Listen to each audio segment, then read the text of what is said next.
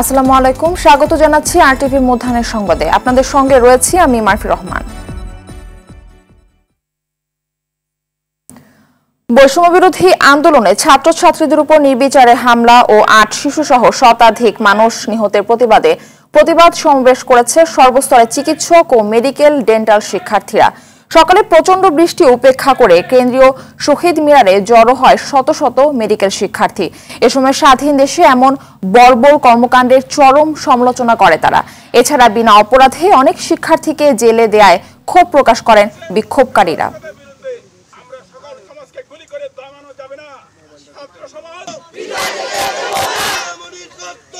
আমি আমার চিকিৎসক সমাজ এবং উপস্থিত সবাইকে সামনে নিয়ে জাতির উদ্দেশ্যে বলতে চাই, ন্যায় এবং যুক্তির পথে আমরা থাকব। এই মুহূর্তে কেন্দ্রীয় শহীদ মিনার থেকে সরাসরি যুক্ত হচ্ছেন সহকর্মী সুমন তানভীর। তানভীর, কি অবস্থা দেখছেন সেখানকার, জানাবেন। আপনি খবরে যেমনটি বলছিলেন, আসলে প্রচন্ড বৃষ্টিকেই আসলে উপেক্ষা করে যারা মেডিকেল এবং ডেন্টাল কলেজের শিক্ষক শিক্ষার্থীরা আছেন, আমরা দেখেছি যে সকাল 10টায় শহীদ মিনারের সামনে তারা জড়ো হয়েছিলেন এবং বিক্ষুব্ধ অবস্থায় তারা যে কোটা আন্দোলনটি আসলে যে এখন কোটার দাবিতে নেই এবং কোটা আন্দোলনের যে কোটার দাবিটি ছিল সেটি পূরণ হওয়ার পরেও কিন্তু আমরা রাস্তাঘাট এবং বিভিন্ন জায়গায় দেখছি নাগরিক সমাজ থেকে শুরু করে শুধু ছাত্রদের পাশাপাশি কিন্তু নাগরিক সমাজের অনেকেও কিন্তু এখন ফিল্ডে আসছেন এবং তারা তাদের কিন্তু বক্তব্য দিচ্ছেন এবং আজকেও কিন্তু তারা বলছিলেন যে আসলে ছাত্ররা যে 9 দফা দাবিটি দিয়েছেন সেই 9 দফা দাবিটিকে সমর্থন জানিয়ে যারা আসলে যে সরকারি হিসাবে যদি 150 ধরে এবং বেসরকারি হিসাবে 268, সেই হিসাবটি তারা দিচ্ছেন এবং সেই হিসাবটি দিয়েই তারা বলছিলেন যে এই হত্যার আসলে বিচার করতে হবে। আপু, একটু কথা বলতে চাই আপনাদের সাথে। এই বৃষ্টিকে উপেক্ষা করে আপনারা ক্যাম্পাসে আছেন, আসলে কোন দাবিতে আসলে আছেন? আমরা আমার ভাইয়ের হত্যার বিচারের জন্য এখানে আজকে এসেছি। নির্বিচারে যে এতগুলো বাচ্চা, এতগুলো স্টুডেন্ট, এত জনসাধারণকে মারা হয়েছে, এটার তো কোনো বিচার এখনো হচ্ছে না। আজ পর্যন্ত যারা এখনো রাজপথে আছে শুধুমাত্র বিচারের জন্য, কিন্তু বিচার তো হচ্ছে না। এই সেই বলে খালি চালানো হচ্ছে, এই রাজনৈতিক ইস্যুস বের করা হচ্ছে একটার পর একটা। আসলে তো কোটা আন্দোলন কোনো রাজনৈতিক আন্দোলন ছিল না, পরবর্তীতে সেটাকে জড়ানো হয়েছে, আস্তে আস্তে জড়ানো দেখানো হচ্ছে। আসলে তো তা না, কবে বিচার হবে সেটার জন্য আন্দোলন আমাদের, তার জন্য আজকে আমরা রাস্তায় বৃষ্টিতে বিচার। একটু ভাইয়া আপনার কাছে জানতে চাবো, আপনারা তো বিভিন্ন জায়গায় ইন্টার্ন চিকিৎসক হিসাবে কাজ করেন, আপনারা আসলে রাজপথে আসলে চিকিৎসারও একটা ক্ষতি হয়, সেই জায়গাটুকু কিভাবে সমন্বয় করছেন আর কতদিন রাজপথে থাকবে? জি, আসলে এটা তো দেশের যে অবস্থাটা আসলে এখন চলছে, ঠিক আছে, যে সবকিছুই ব্যাহত হচ্ছে আসলে। তো আমরা সবাই যে একদম রাজপথে এসেছি তাও না, এখান থেকে কিছু মানুষ হচ্ছে হসপিটালে আছে, তারা মানুষের চিকিৎসা সেবা নিশ্চিত করছে এবং কিছু মানুষ আমাদেরই প্রতিনিধি হয়ে, প্রত্যেকটি ব্যাচ থেকে কিছু কিছু প্রতিনিধি হয়ে তারা এখানে অবস্থান করতেছে। এভাবে চিকিৎসাটাও সুরক্ষিত থাকতেছে এবং আন্দোলনটাও একই সাথে। কতদিন থাকবে? কতদিন আমরা থাকবো সেটা তো এখন পর্যন্ত আসলে নিশ্চিত না, যতদিন না পর্যন্ত আমাদের এই সুষ্ঠু বিচার হচ্ছে, আমাদের হত্যার যে আমাদের ভাইদের যে ভাইগুলো মারা গেছে তাদের সুষ্ঠু বিচার হচ্ছে, এমনকি ছোট ছোট বাচ্চারা যারা মারা গেছে সেটারও এখন পর্যন্ত কোনো তদন্ত কমিটি গঠন করা হয়নি। সেটার যতদিন না পর্যন্ত তদন্ত কমিটি গঠন করে এবং সুষ্ঠু বিচার হচ্ছে ততদিন পর্যন্ত আমরা থাকবো ইনশাল্লাহ। শুনছিলেন আসলে আজকে শুক্রবার, আপনারা জানেন যে আসলে সরকারি ছুটি, সেই ছুটির ভেতরেও কিন্তু আসলে শুধু এই ঢাকা ভার্সিটি নয়, বিভিন্ন জায়গায় কিন্তু ছাত্ররা আসলে তাদের কর্মসূচি দিয়েছে। শুধু ছাত্ররা না, ছাত্রদের পাশাপাশি যারা নাগরিক সমাজ আছে, নাগরিক সমাজের প্রতিনিধিরাও কিন্তু বিভিন্ন জায়গায় কর্মসূচি দিয়েছে এবং আজকে জুম্মাবারের পরে ছাত্রদের কর্মসূচি আছে, কাউমি মাদ্রাসার শিক্ষার্থীদের কর্মসূচি আছে। সব কিছু মিলিয়ে কিন্তু আসলে আন্দোলনে মাঠের পরিবেশ এখন পর্যন্ত খুবই উত্তপ্ত এবং পুলিশ যারা আছে তাদেরকে কিন্তু আমরা দেখছি যে নমনীয় আচরণ এই এখনকার যে আন্দোলনগুলো হচ্ছে সেখানে তাদের করতে দেখা যায়। একটার পরে অর্থাৎ জুম্মার পরে তাদের আচরণ কেমন হয়, ছাত্র সমাবেশ কিংবা নাগরিক সমাজের আসলে উপস্থিতি কেমন হয়, সেটিও নিশ্চয়ই আপনার মাধ্যমে দর্শকদের আমরা জানাতে পারবো। তানভীর, ধন্যবাদ আপনাকে। কোটা সংস্কার দাবিতে চলা আন্দোলনে গুলি করে শিক্ষার্থী হত্যার বিচার দাবিতে মানববন্ধন করেছে বিক্ষুব্ধ কবি লেখক সমাজ। বৃষ্টি উপেক্ষা করে সকালে বাংলা মোটরে বিশ্ব সাহিত্য কেন্দ্রের সামনে প্ল্যাকার্ড হাতে জড়ো হয় তারা। এই হত্যাকাণ্ডকে গণহত্যা আখ্যা দিয়ে যারা হুকুম দিয়েছে এবং সরাসরি জড়িত তাদের বিচারের দাবিতে নানা স্লোগান দেওয়া হয়। আন্দোলন ঘিরে সংঘটিত সব হত্যার সুষ্ঠু তদন্ত সাপেক্ষে বিচার ও অবিলম্বে আটক সব শিক্ষার্থীর মুক্তি না হওয়া পর্যন্ত আন্দোলন চালিয়ে যাওয়ার ঘোষণা দেয় কবি ও লেখকরা। প্রত্যেকটা কিলিং এটা একটা হত্যা, কারণ তাদেরকে গুলি করা হয়েছে মাথায়। কোন একটা মানুষ দিনের পর দিন হত্যা করতে থাকে, তার মানুষ হত্যা করাটা এক প্রকার নেশা পর্যায়ে চলে যায়। আমরা শিক্ষার্থীদের সঙ্গে সংহতি প্রকাশ করছি, সংহতি জানাচ্ছি। একই সঙ্গে রাষ্ট্রকে বলছি, আপনি ভুল করবেন না, আপনি যা ভুল করেছেন ক্ষমা চেয়ে শিক্ষার্থীদের দাবি মেনে নিন। যতক্ষণ না দাবিটা আদায় হচ্ছে, যতক্ষণ না এই শোষকের হাত থেকে মুক্তি পাচ্ছি, ততক্ষণ পর্যন্ত একই চাওয়া নিয়ে এভাবেই পথে থাকবো। স্বাধীনতা বিরোধী শক্তি আবারও ষড়যন্ত্র করছে বলে অভিযোগ করেছেন আওয়ামী লীগ স্বেচ্ছাসেবক লীগের সভাপতি গাজী মেজবাউল হোসেন সাচ্চু। সকালে ধানমন্ডির ৩২ নম্বরে বঙ্গবন্ধুর প্রতিকৃতিতে শ্রদ্ধা জানানো শেষে অভিযোগ করেন তিনি।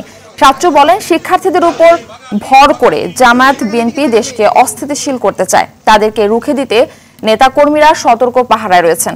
এ সময় দলের সাধারণ সম্পাদক আফজালুর রহমান বাবু মাসব্যাপী কর্মসূচি ঘোষণা করেন।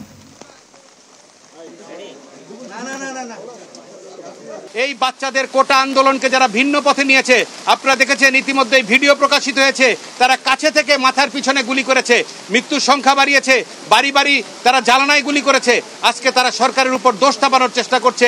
এই স্বাধীনতা বিরোধীরা কিন্তু এই আগস্ট 5টাকেই বেছে নিয়েছে। এই কারণে আমি মনে করি স্বেচ্ছাসেবক লীগের প্রতিটি নেতাকর্মী, প্রতিটি জেলা উপজেলা সকলকে সতর্ক থাকতে হবে। এই আগস্ট মাসে এই হায়নারা আবার যে কোনো পরিকল্পনা করতে পারে। কোটা সংস্কার আন্দোলন ঘিরে সব ধরনের পণ্য সরবরাহ ব্যবস্থা প্রায় ভেঙে পড়েছিল। এতে আগে থেকে বাড়তি খাদ্যপণ্যের দাম আরো বেড়ে যায়। কারফিউ জারি ও সেনাবাহিনী নামানোর পর পরিস্থিতি উন্নতি হচ্ছে। অন্য পণ্য ব্যবসার গতি স্বাভাবিক না হলেও সপ্তাহের ব্যবধানে সবজি, মাছ ও ডিমের দাম আগের অবস্থায় ফিরেছে। তবে কোনো সবজি 60 টাকার নিচে পাওয়া যাচ্ছে না। খাদ্যের প্রধান উপকরণ চালের দাম কেজিতে নতুন করে 3 থেকে 5 টাকা বেড়েছে। বিক্রেতাদের দাবি, মিল থেকেই বাড়তি দামে আনতে হচ্ছে চাল।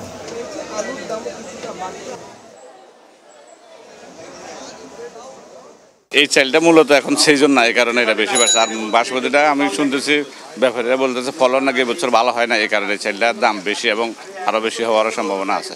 এই অবস্থায় খুব ইমিসিমি, এদিকে টানলে ওইদিকে হয়, ওইদিকে টানলে ওইদিকে হয়, এমন অবস্থা। আমরা ওইটা বাড়লে ওইটা বাইরে যেত, আমরা কোন দিকে যাবো স্যার? বাংলাদেশের উপর সক্রিয় মৌসুমী বায়ুর উত্তর বঙ্গোপসাগরে প্রবল অবস্থায় রয়েছে। এই অবস্থায় দেশের 6 বিভাগে বৃষ্টি হচ্ছে।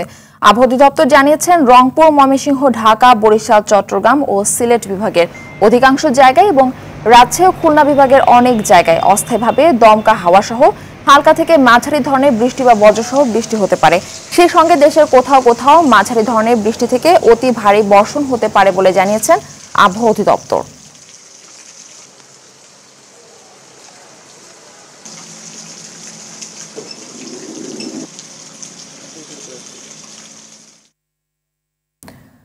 ভারী বর্ষণ ও উজান থেকে নেমে আসা পাহাড়ি ঢলে কক্সবাজারে বন্যা দেখা দিয়েছে। জেলার 7 উপজেলার 15টি ইউনিয়ন প্লাবিত হয়েছে। 2 লাখেরও বেশি মানুষ পানিবন্দী হয়ে পড়েছে। পাহাড়ি ঢলে মাতামুহুরী ও বাকখালী নদীর 10টি পয়েন্ট ও বেড়িবাঁধ ভেঙে পানি ঢুকে প্লাবিত হচ্ছে নতুন নতুন এলাকা। চকরিয়া মানিকপুর সড়ক, রামু নাইখাংছড়ি সড়ক সহ জেলার বেশ কয়েকটি আঞ্চলিক সড়কে যানবাহন চলাচল ব্যাহত হচ্ছে। বান্দরবানের নিম্নাঞ্চল প্লাবিত হয়েছে। সাঙ্গু নদীর পানি বৃদ্ধি পাওয়ায় জেলা শহরের সাঙ্গু নদী তীরবর্তী নিচু এলাকাসমূহ নিম্নাঞ্চলও প্লাবিত হয়েছে। নাফ নদীর উপশাখার পানি বৃদ্ধিতে নাইখাংছড়ির তমরুর নিম্নাঞ্চল প্লাবিত হয়ে পানিবন্দী 2 শতাধিক পরিবার। এদিকে প্রবল বর্ষণে পাহাড় ধসের আশঙ্কায় পাহাড়ের পাদদেশে বসবাসকারীদের সরে যেতে প্রশাসনের পক্ষ থেকে মাইকিং করা হচ্ছে।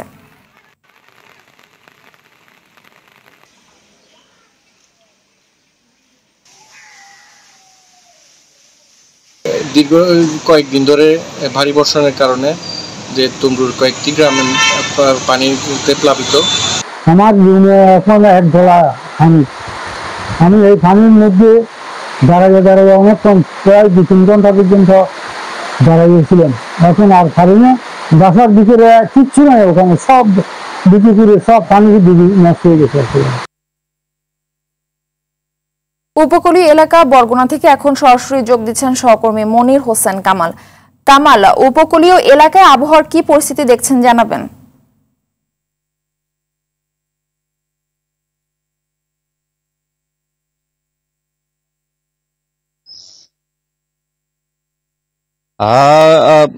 গত কয়েকদিন ধরে বরগুনায় টানা বর্ষা হচ্ছে এবং থেমে থেমে বৃষ্টি হচ্ছে এবং বরগুনায় এই বৃষ্টিতে টানা বৃষ্টিতে জলাবদ্ধতা তৈরি হয়েছে। আমাদের কৃষি বিভাগ জানিয়েছেন যে বরগুনায় প্রায় 1 লক্ষ হেক্টর জমিতে আমনের ফসল রয়েছে এবং এভাবে যদি বৃষ্টি হয় এবং জলাবদ্ধ হয় তাহলে রোপাগুলো পচে যেতে পারে এবং আমনের ব্যাপক বোর্ড থেকে আজকের পর্যন্ত যে তথ্য জানতে পেরেছি, পানি উন্নয়ন বোর্ড আমাদেরকে জানিয়েছে গত 24 ঘন্টায় 155 মিলিমিটার বৃষ্টি হয়েছে এবং তারা আরো জানিয়েছে যদিও এই সময় মরা কাঁঠাল অবস্থান করছে, যে কারণে নদীর বৃষ্টির সাথে যদি নদীর পানি বাড়তো তাহলে এই যারা রয়েছে তাদেরকে দুর্ভোগে পড়তে হতো। তারপরেও দুর্ভোগ তৈরি হচ্ছে এবং যেভাবে বৃষ্টি হচ্ছে এভাবে যদি তাহলে পানি উন্নয়ন বোর্ড আমাদেরকে জানিয়েছে যে এই বৃষ্টিতে ব্যাপক ক্ষতি হবে এবং বরগুনা জেলা প্রশাসকও সকলকে সতর্ক থাকার জন্য অনুরোধ জানিয়েছে, কেননা এই বৃষ্টির মধ্যে একই সাথে আবার বঙ্গোপসাগর উত্তাল এবং 65 দিনের নিষেধাজ্ঞা শেষে জেলেরা কিন্তু বঙ্গোপসাগরে মাছ ধরতে গিয়েছে এবং ইতিমধ্যেই পাথরঘাটার একজন জেলে শাহজাহান নামে একজন জেলে কিন্তু ঢেউয়ের তোলে ট্রলার থেকে বঙ্গোপসাগরে পড়ে নিখোঁজ হয়েছে। এমনকি মাছও পাওয়া যাচ্ছে না এবং এই বৃষ্টিতে আসলে দুর্ভোগ তৈরি হয়েছে এবং সেই সাথে নিত্য প্রয়োজনীয় যে পণ্য সেই পণ্যের কিন্তু সংকট দেখা দিয়েছে, কেননা অনেকেরই সবজির গাছতলা পচে গেছে, নষ্ট হয়ে গেছে, যে কারণে সবজির দামও আগের চেয়ে অনেকটা বেড়েছে এবং এই বৃষ্টিতে এই দুর্ভোগ চলছে। এই ছিল আমার কাছে সর্বশেষ তথ্য।